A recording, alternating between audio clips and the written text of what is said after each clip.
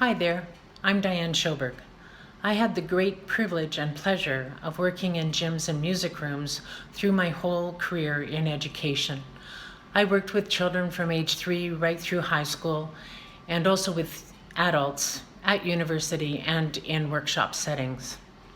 I can state with no hesitation that music education is vital to the development of the whole person. Through my career, I took great delight in a little bit of a trick that drove some of my students to distraction.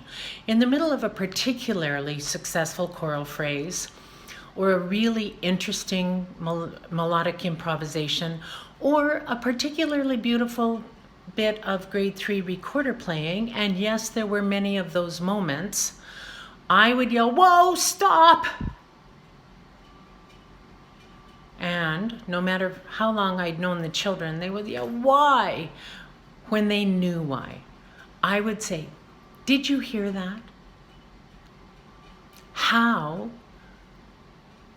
did you get your intonation in that phrase so beautifully? What did Michael do in his improvisation that was so interesting? How did you make hot cross buns sound so spectacular today?" And they knew the answers. They always knew the answers.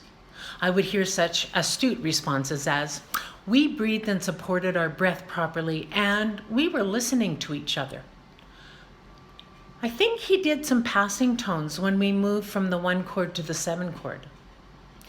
And I think we must have had all of the holes covered properly, and maybe we were using really quiet, warm breath.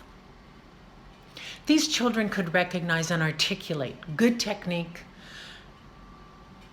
They could identify appropriate yet creative melodic lines, and they could determine and share with others how to produce good sound on their instruments.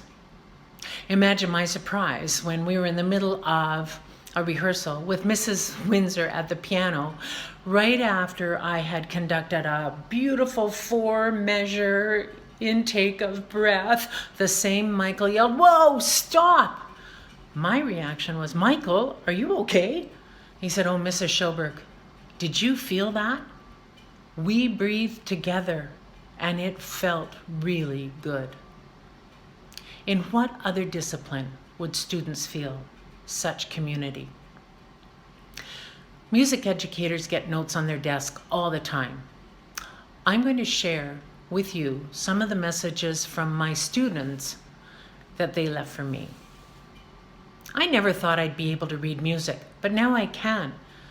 Lots of the kids in our classroom can't read English yet, but we can all read music together. I feel like I can breathe in the music room. When we sing, my heart sings. Thanks for letting us stay at the bell today. I think it was really important for everybody to get their turn to improvise. My favorite thing in my whole life was playing recorder with the symphony. Goodbye, Mrs. Sjoberg. Thanks for letting me sing in the choir. I think it helped my English. I think music tells my story. And one of my favorites, my dad didn't want me to get a recorder. He hated it. But now he asks me to play all the time. The music room is a place where children find a voice and where community is built, and a place where they develop respect for each other, where children find their voice and where they can express themselves in ways not possible in other areas. It is a place where children develop the confidence to educate their parents, their teachers, other students, and others.